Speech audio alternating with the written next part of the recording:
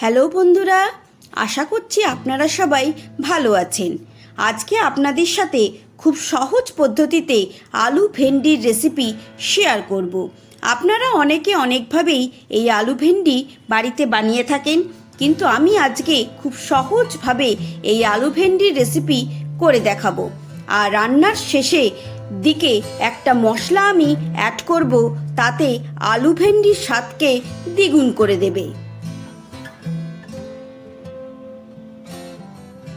নমস্কার বন্ধুরা, addition blogs and bytes চ্যানেলে আপনাদের সকলকে স্বাগত।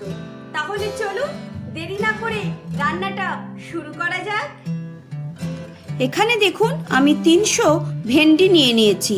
প্রথমেই খুব ভালো করে ধুয়ে পরিষ্কার করে নিয়েছি, তারপর এরকম ছোট ছোট পিস করে কেটে নিয়েছি। একটা ভেন্ডিকে আমি 2 পিস করেছি। 3টে ছোট সাইজের আলুকে আমি কেটে নিয়েছি।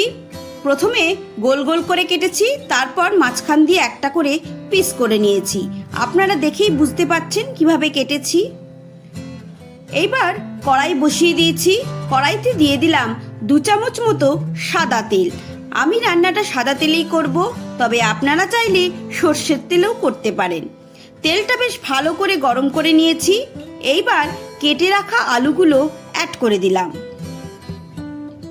আলুগুলোকে খুব ভালো করে ফ্রাই করে নিতে হবে। সামান্য নুন অ্যাড করলাম, আর দেব অল্প একটু হলুদ গুঁড়ো। নুন হলুদ দিয়ে আলুগুলোকে বেশ লাল লাল করে ফ্রাই করে আমি তুলে নেব।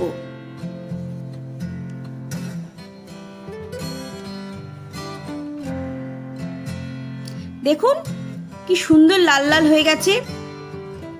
আলু আমাদের ফ্রাই করা হয়ে গেছে। এইবার ভালো করে তেলটা ছেঁকে নিয়ে আমি আলুগুলোকে তুলে নিচ্ছি।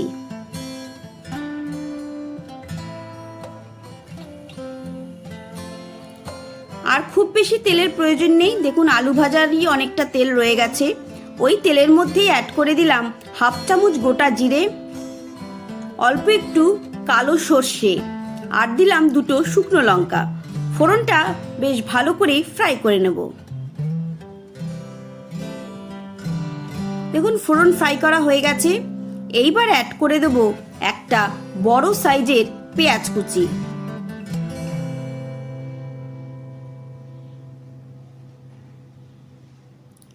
পেঁয়াজটা বেশ ভালো করে ফ্রাই করে নিতে হবে।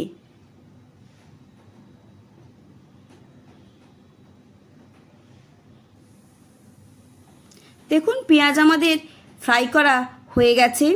এই স্টেজে অ্যাড করব 1 চামচ আদা রসুন বাটা। আদা রসুনও খুব ভালো করে ফ্রাই করে নিতে হবে, যাতে আদা রসুনের কাঁচা গন্ধ না থাকে।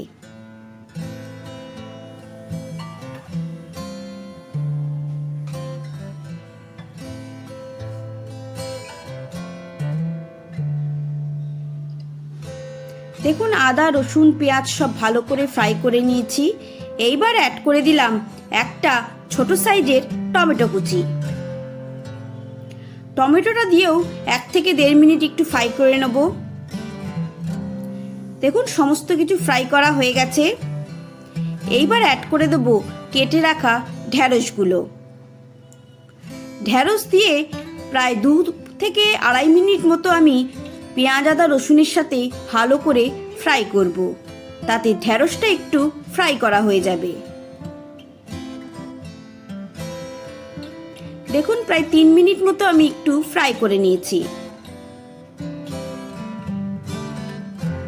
এইবার অ্যাড করে দিলাম পরিমাণ মতো নুন। নুনটা আপনারা একটু বুঝেই অ্যাড করবেন, কারণ আলু ভাজার সময়ও আমি নুন অ্যাড করেছিলাম। দিয়ে দিলাম 1/2 চামচ হলুদ গুঁড়ো, আর দেব 1/2 চামচ কাশ্মীরি লঙ্কার গুঁড়ো। এখানে আর কোনো মশলার প্রয়োজন নেই। এইবার 2 থেকে 2.5 মিনিট ভালো করে মশলাটা একটু ফ্রাই করে নিতে হবে। দেখুন ভালো করে মশলাটা ফ্রাই করা হয়ে গেছে। এইবার অ্যাড করে দেব আগের থেকে ভেজে রাখা আলুগুলো। আলু দিয়েও 1 থেকে 1.5 মিনিট একটু ভালো করে মিশিয়ে নেব।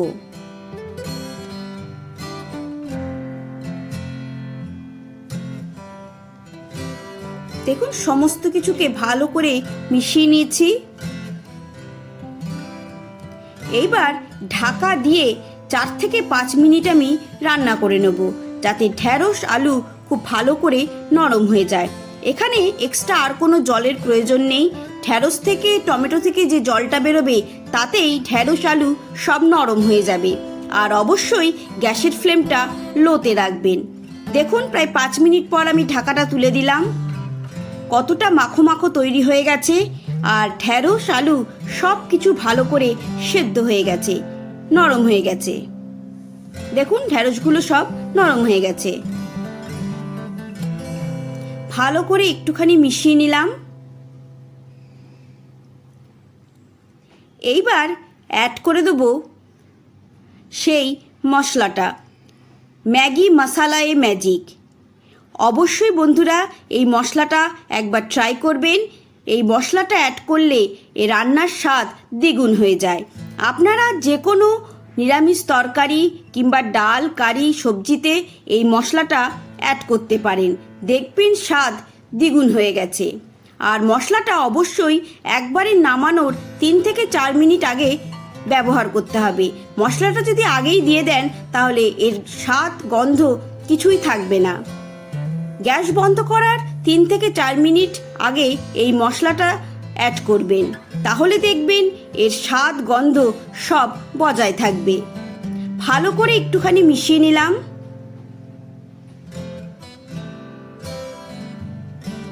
এইবার অ্যাড করে দিলাম 3টে চেরা কাঁচা লঙ্কা, আর দিয়ে দিচ্ছি কিছুটা পাতিলেবুর রস। আপনারা চাইলে কিছুটা ধনেপাতা কুচিও অ্যাড করতে পারেন। লেবুর রস দিয়ে আবারও একটু ভালো করে মিশিয়ে নিলাম। দেখুন বন্ধুরা, আমাদের আলু ভেন্ডি সবজি একদম রেডি হয়ে গেছে। অবশ্যই বন্ধুরা বাড়িতে একবার এই পদ্ধতিতে আলু ভেন্ডি ট্রাই করবেন, দেখবেন খেতে দুর্দান্ত হয়। যে কোনো ভাত রুটি লুচি দিয়ে কিংবা গরম ভাত দিয়ে খেলেও দুর্দান্ত লাগে। দেখছেন কতটা টেম্পটিং হয়েছে দেখতে, খেতেও দুর্দান্ত হয়। তাহলে বন্ধুরা রেসিপিটা আপনাদের কেমন লাগলো অবশ্যই আমাকে কমেন্ট করে জানাবেন। ভালো লেগে থাকলে একটা লাইক করবেন, বন্ধু ফ্যামিলি মেম্বারদের সাথে শেয়ার করবেন। আবারও আপনাদের সাথে দেখা হবে নতুন রান্নার কোনো রেসিপি নিয়ে। সবাই ভালো থাকবেন, সুস্থ থাকবেন, আর সুন্দর সুন্দর ভালো ভালো রান্না করে সবাইকে খাওয়াবেন। ধন্যবাদ।